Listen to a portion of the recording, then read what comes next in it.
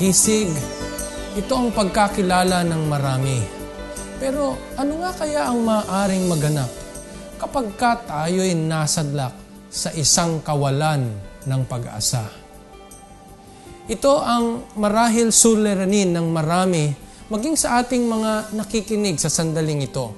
May mga panahon sa ating mga buhay na parang wala tayong kalakasang harapin ng umaga.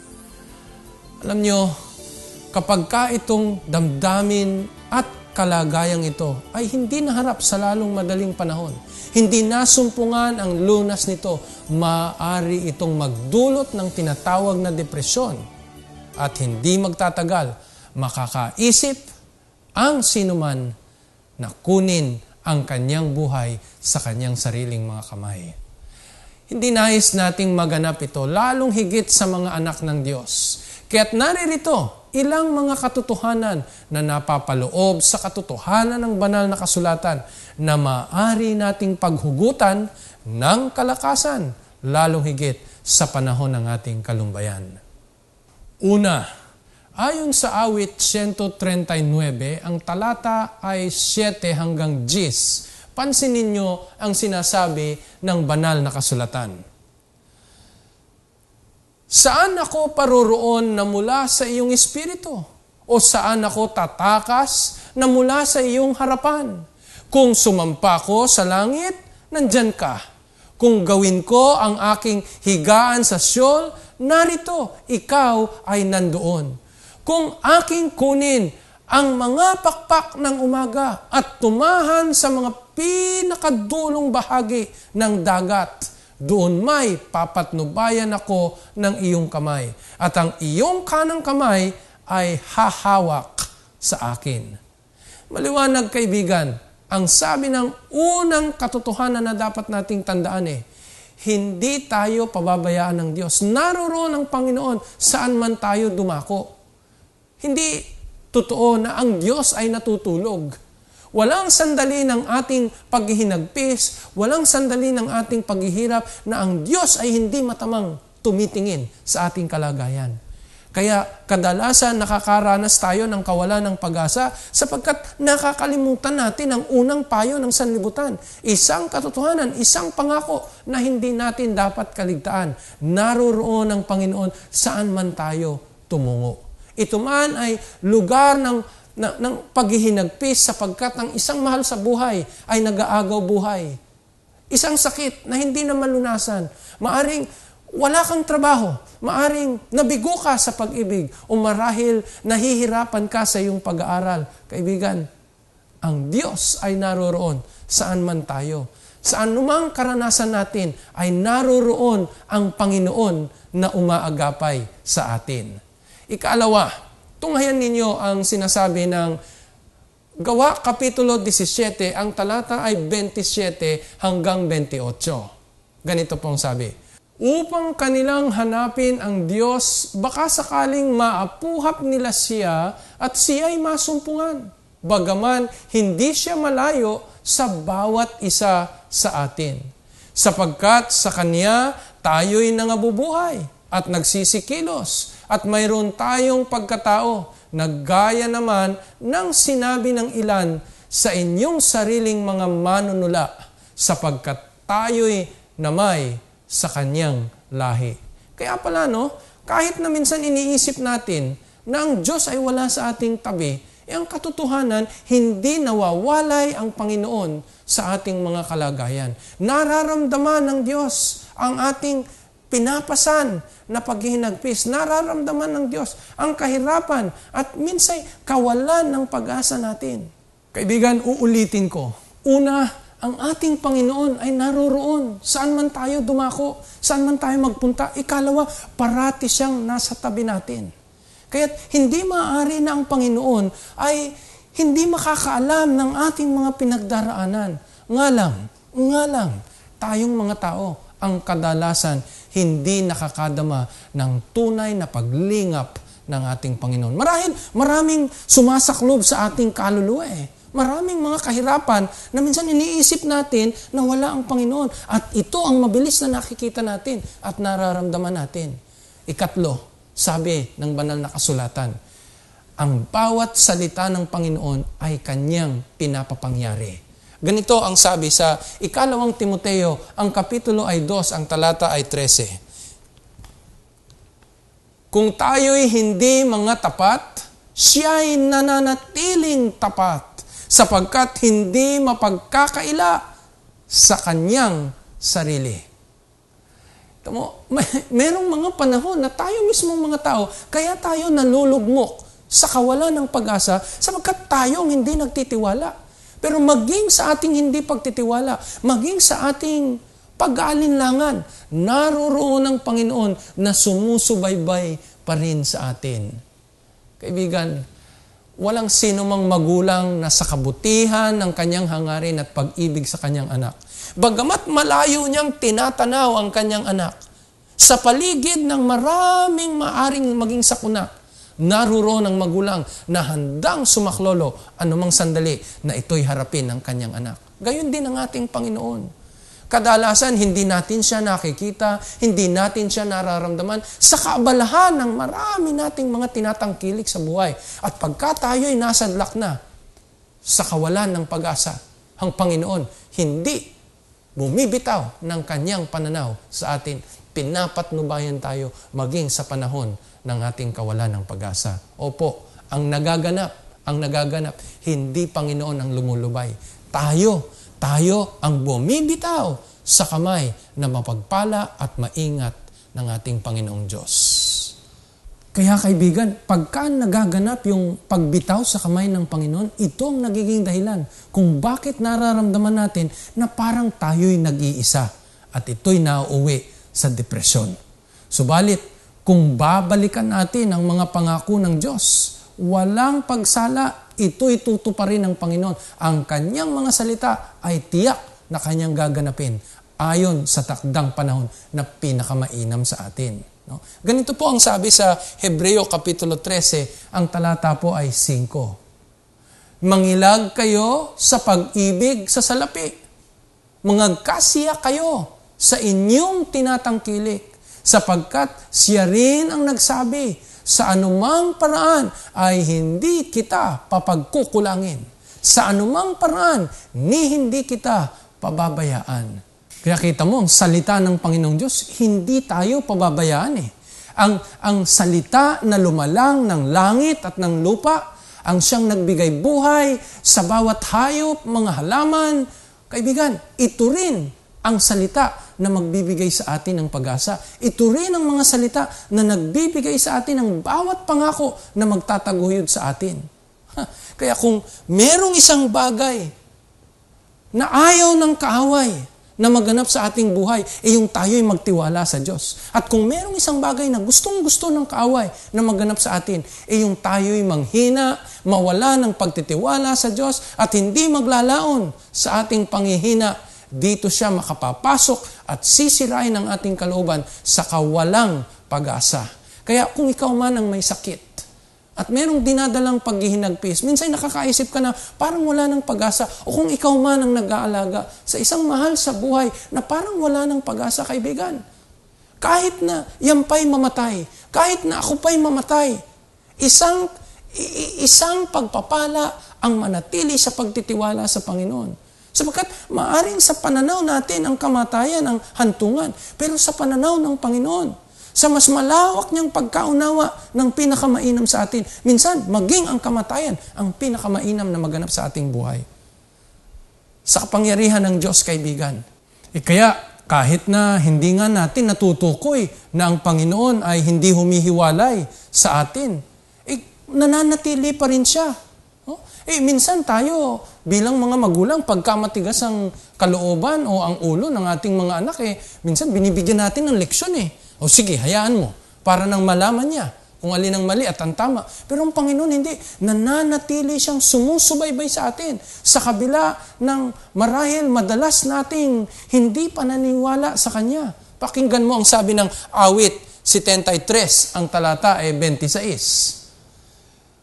Ang aking laman at ang aking puso ay nang lulupaypay, ngunit ang Diyos ay kalakasan ng aking puso at bahagi ko magpakailan man.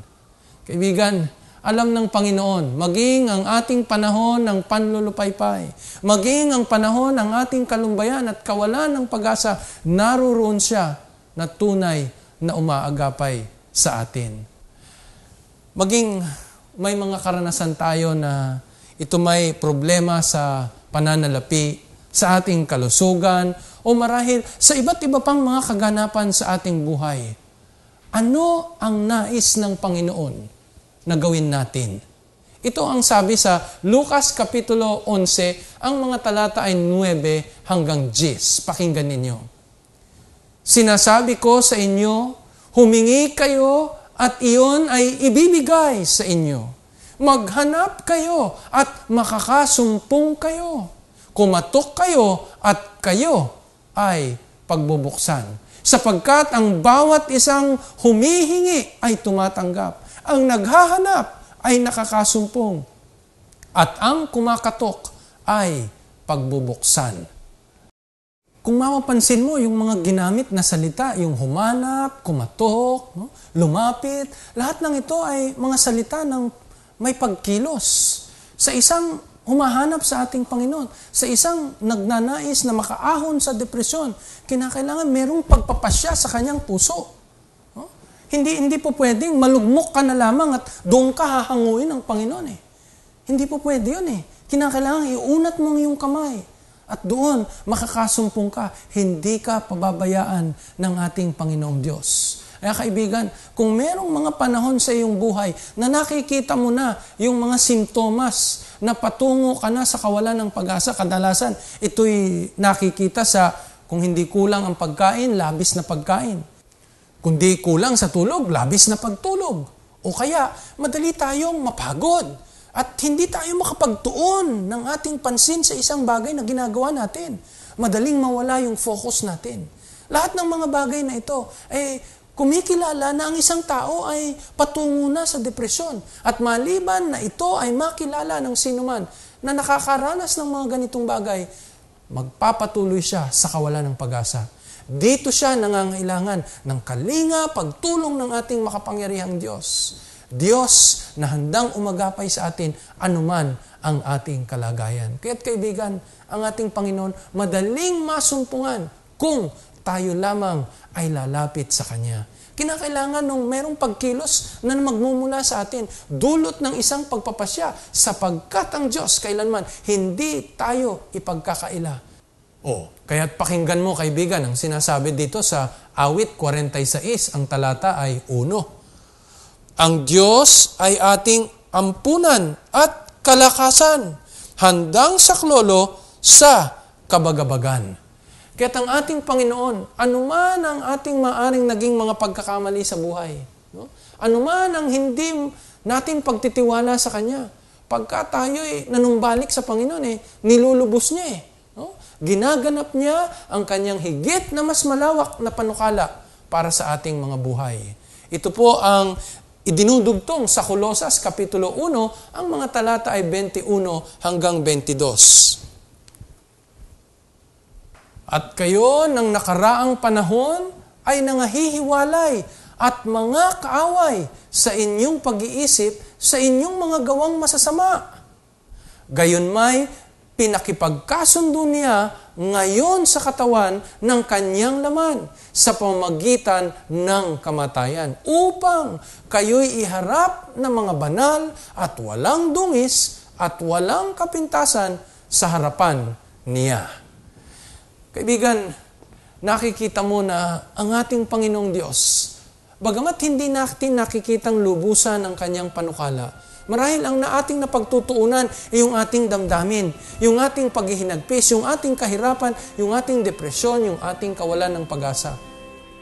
Lulubusin ng Panginoon ang kanyang dakilang panukala sa iyong buhay.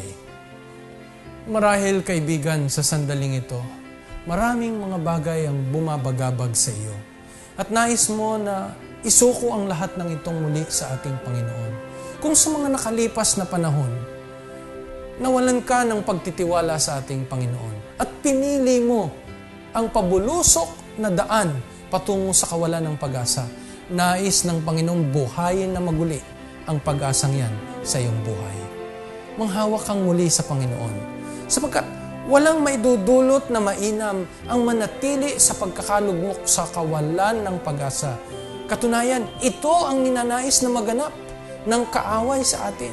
Sapagkat sa oras na ito'y magpatuloy sa ating mga buhay, hindi maglalaon, hahanapin natin ang magpakamatay. At kung ito'y maganap na, magiging tagumpay ito ng kaaway sa ating buhay. Marahil mayroon kang mahal sa buhay na hanggang sa ngayon, hindi mo alam kung saan patungo ang kanyang kalusugan. Maaring meron kang suliranin sa buhay na hindi mo alam kung saan ka maaning magtrabaho. Ang lahat ng ito'y nagdudulot sa iyo ng kawalan ng pag-asa. Ang tanging solusyon, kaibigan, sumama kang muli sa akin sa panalangin. Lumapit kang muli sa ating Panginoon. At panatilihin mo sa iyong kaisipan, buhayin mong muli ang mga pangako ng Diyos na kailanman gaganapin niya sa iyong buhay. Kung papaano niyang pinapangyari ang mga himala sa banal na kasulatan mula sa lumang tipan hanggang sa bagong tipan, itataguyod ka ng ating Panginoon. Ang kanyang pangako, hindi niya tayo lulubayan hanggang malubos niya sa atin ang kanyang dakilang panukala. Opo, anuman ang iyong suliranin sa sandaling ito, nais kong maging kasama ka sa ating pananalangin sa sandaling ito. Panginoon naming Diyos na makapangyarihan sa lahat. Ikaw na siyang lumalang ng langit at ng lupa. Sa iyo nagmumula ang aming kalakasan. Ikaw ang nagpapakita sa amin ng marapat naming gawin. Panginoong Diyos, muli mong dalhin sa amin ang kapangyarihan ng iyong banal na Espiritu upang manumbalik ang aming pagtitiwala sa iyong mga pangako. Na anumay hanguin kami sa lusak ng kaaway upang nang sa ganon hindi namin ilagay ang aming mga sarili sa kanyang mga kamay upang kami ay dalhin sa kamatayan. O Diyos, marami po kaming mga suliranin na hinaharap sa sandaling ito. Ikaw lamang ang aming pag-asa. Ikaw lamang ang maaari naming sandalan. Ikaw lamang ang aming maaring sanggalan sa aming buhay na ito. Muling yakapin mo kami at maramdaman namin ang pagtataguyod mo at makapangyarihan mong mga kamay na siyang magpapanumbalik sa amin, sa iyo. Nais namin, Panginoon, na magmula ngayon ay lumakad na kasama mo sa pangalan ng aming Panginoong Hesus. Amen. Amen. Panginoon, madalas ay aming iniisip na malayo ka sa amin, na kami walang halaga sa iyo. Ngunit iyong pinatunayan ang iyong pagmamahal, na hindi ninyo kami iiwan kailanman, na sa oras na kami ay lugmok sa kasalanan, ikaw ay aming kaagapay sa pag-ahon tungo sa kaliwanagan. Sapagkat kaming lahat ay naniniwala sa iyong kalakasan.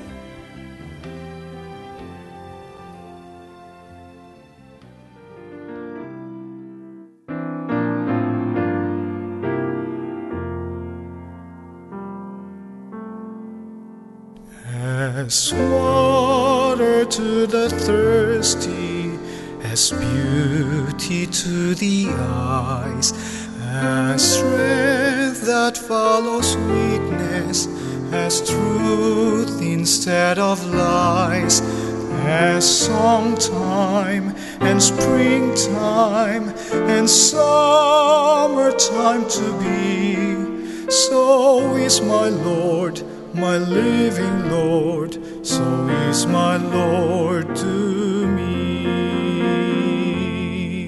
Like calming peace of clamor, like peace that follows pain, like meeting after parting, like sunshine after rain, like moonlight and starlight and sunlight on the sea. So is my Lord, my living Lord, so is my Lord to me.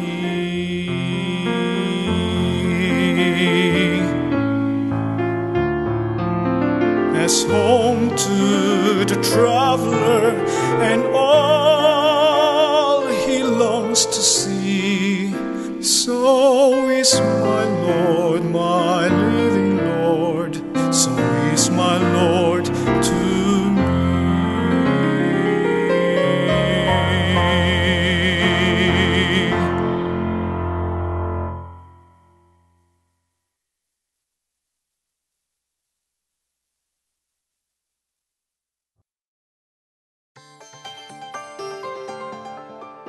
You're watching Hope Channel, around the world.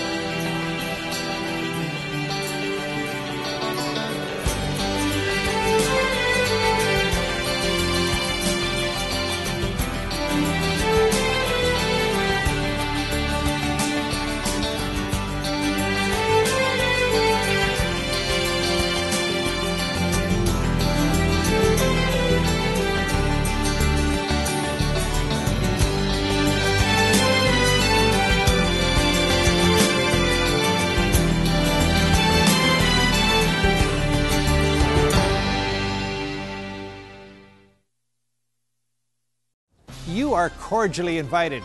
Every Saturday, Seventh Adventists around the world meet together to worship God, and we invite you to join us in Sabbath worship.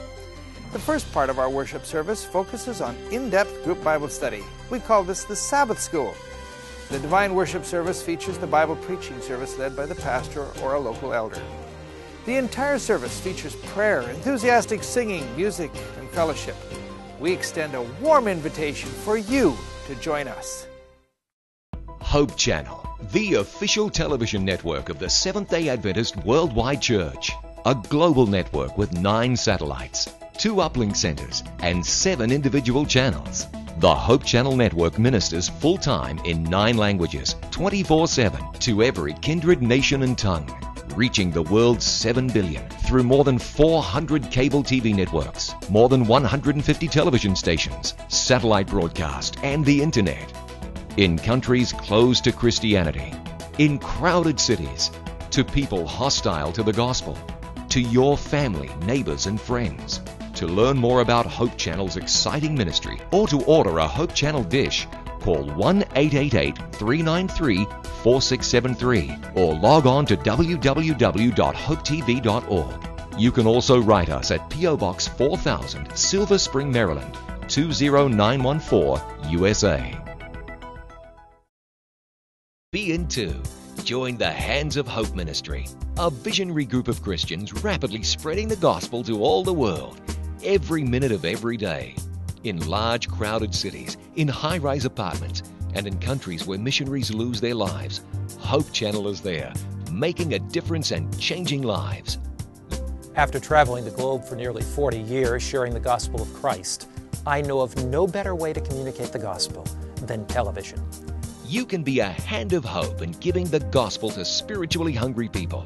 As a Hands of Hope member, you'll receive monthly reports on Hope Channel's global progress, thrilling mission stories on DVD, and a membership card that allows you 10% off all your book purchases at Adventist book centers across North America.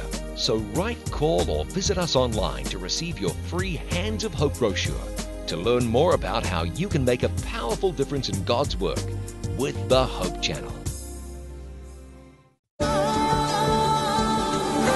Family-friendly, global vision, and a holistic approach to thinking and living, unlike any other media source on the planet. Welcome to Hope Channel. Every hour of every day, any family member can watch. Hope is educational, inspirational, focusing on lifestyle and health, and offering programs for young and old alike that teach culture, positive values, and spirituality.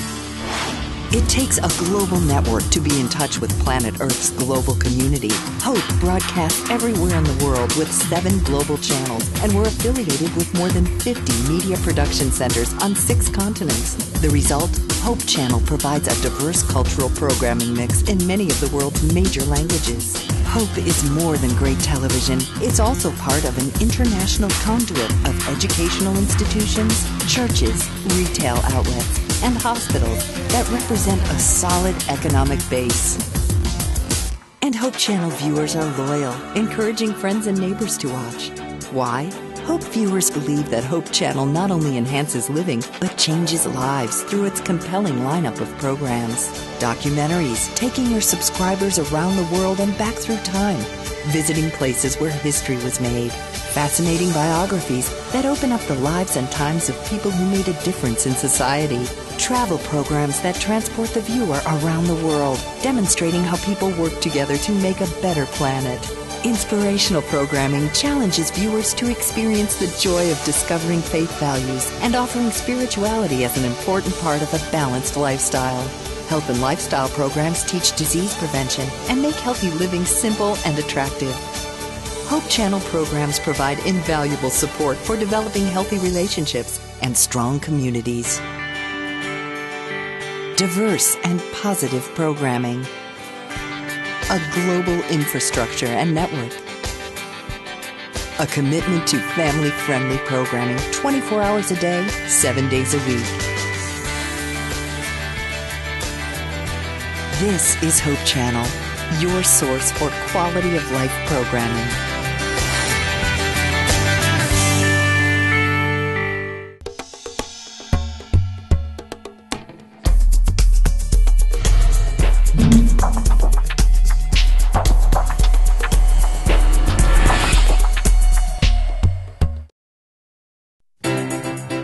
From the 7,107 islands of the Philippines comes our sun-kissed warm congratulations to Hope Channel's newest milestone.